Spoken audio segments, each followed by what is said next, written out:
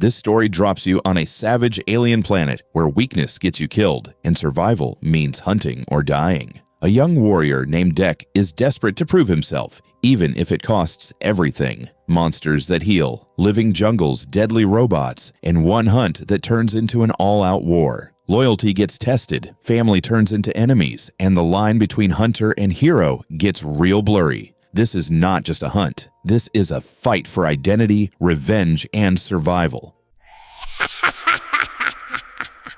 The movie kicks off on another planet, a brutal world with one simple rule. If you do not kill someone weaker than you, they will kill you instead.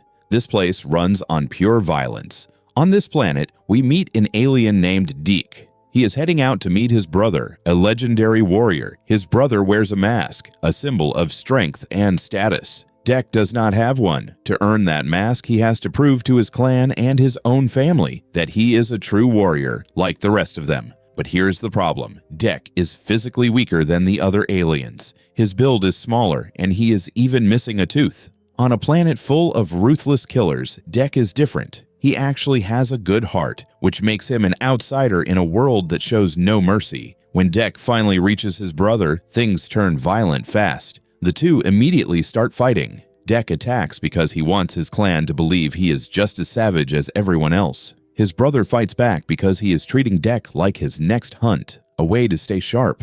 But Dek never stood a chance. His brother is bigger, stronger, and far more experienced. He beats Dek with ease. Until Dek earns the title of a true warrior, he will not get the mask. Without the mask, he has no place in the clan and no access to their cloaking ability. After the fight, his brother takes him aboard his spaceship, packed with advanced weapons. He tells Dek straight up, "You have to prove yourself if you want to belong." Dek makes a dangerous decision. He chooses to travel to the Death Planet and hunt Kalisk, a massive and terrifying creature. If he kills it, he will finally earn his place. The problem is, Kalisk is so deadly that even Dek's father fears it. His brother warns him not to go. He tells Dek there is no way he will come back alive, but Dek has made up his mind. No matter the cost, he is going to the Death Planet. That is when Dek's father shows up. He confronts his older son and asks why Dek has not been killed yet. He calls Dek weak and says he will never be worthy of the clan.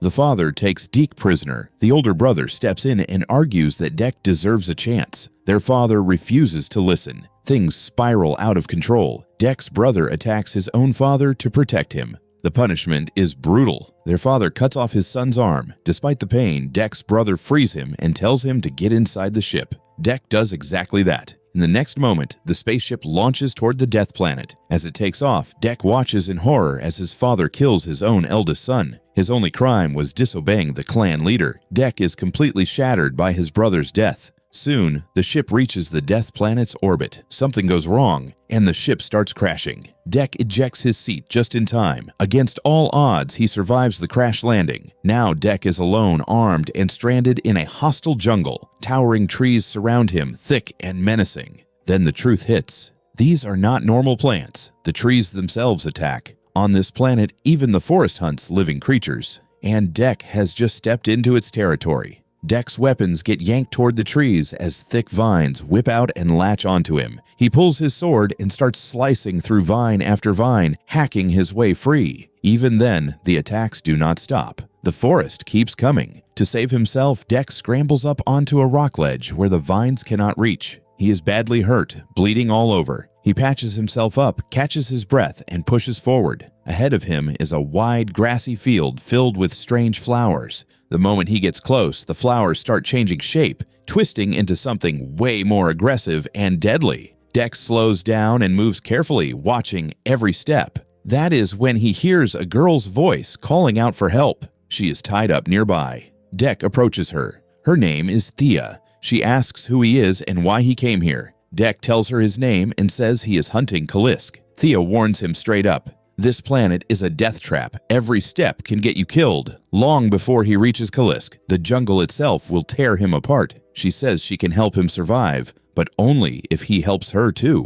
Dek refuses. He says he is a Yautja, and Yautja do not take help from anyone. That is what his kind believes. But right then, a plant attacks him out of nowhere and knocks him to the ground. With no choice, Dek throws one of his weapons at Thea's restraints, freeing her. That is when the truth comes out. Thea is not human. She is a robot created by the Well Greek Corporation. Thea explains that she was sent to this planet 2 years ago and has been stuck here ever since. The place is pure nightmare fuel. Before Dek can react, a flying dragon-like creature swoops in and attacks. Just before it can hurt Dek, Thea jumps into action and takes it down instantly, killing it on the spot and saving his life. She tells Dek that humans came here before, but none of them survived. They built her. She also reveals that members of Dek's own species have come here in the past. Every single one of them died. Thea says she can guide him to Kalisk, the very reason he came to this planet. But in return, he has to take her with him when he leaves. Dek checks his gear and realizes his navigation device is busted. He has no way out on his own. Reluctantly, he agrees. Dek lifts Thea and continues deeper into the jungle. Along the way, she keeps asking him questions. She just wants to talk. Dek stays silent and does not answer. Eventually, they reach a narrow stream filled with deadly fish. One wrong move, and it is over. Thea knows how to control them, and together they make it across safely. After that, Dek cuts more vines and straps Thea to his body so he can carry her hands free. They stop at a familiar spot. Thea tells him this is where she once came with her sister, another robot like her. But they were different from other machines. They had feelings. They could think and understand the world around them. 2 years ago, they built a camp here. Every day, they went out exploring the planet. Then one day, Kalisk attacked them. That was the moment Thea lost her sister forever, and since then, she has been alone on this planet of death. I am sure she is still alive. At the same time, we see Thea's sister. She has made it back to her base camp. She gets repaired and is immediately assigned a new mission. This time, her task is to recover a bioweapon known as Specimen XX0522. This robot's name is Tessa. While preparing for the mission, Tessa realizes something is wrong. Her sister Thea is not with her. Back on the planet, Dek keeps moving forward with Thea. As they travel, he spots a massive animal grazing in a field. The grass around it is sharp and spiked, not something you can just walk through. Touching it alone is dangerous. Suddenly, a small creature from the planet shows up. It looks like it wants to help Dek. Before anything can happen, the huge animal notices them and charges. Dek reacts instantly and takes it down with a single strike of his weapon. The small, monkey-like creature just stands there in shock. It has clearly never seen anything like that before. But before they can get away, a giant tentacle creature living in the trees attacks. It grabs both of them with a single tentacle and lifts them into the air. The creature is about to shove them into its jaws when the small creature jumps in and distracts it. The monster turns its attention toward the smaller one. Now it is Dek's turn to help. He cuts down a massive tree, climbs up, and strikes the tentacle creature from above, killing it with his weapon. The small creature survives. This is the same creature that earlier helped save Dek and Thea. From that moment on, it sticks with them. That night, all three sit together. Thea gives the small creature a name. She calls it Bird. She also says that the three of them could actually make a solid team. Dek feels proud. He has taken down some seriously dangerous creatures. He still does not talk much and avoids answering questions, but he does thank Bird for saving his life. He also finally opens up a little. He tells them he does not have a clan. To be accepted into one, he has to prove himself as a brave warrior. He explains that his father killed his older brother for disobeying orders. Meanwhile, we cut back to Tessa. She is moving with her team, all heavily armed with dangerous weapons. They push forward until they reach the crash site of Dek's spaceship. This is where Dek was injured earlier. Bloodstains are still visible. That is when Tessa realizes the truth.